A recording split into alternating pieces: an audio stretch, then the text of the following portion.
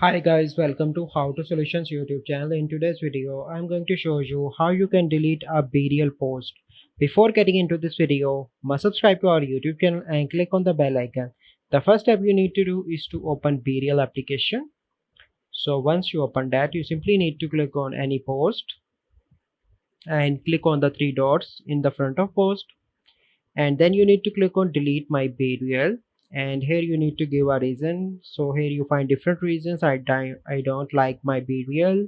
There was an issue during capture. I can't see anything on my BeReal. Bad content. You can choose anyone.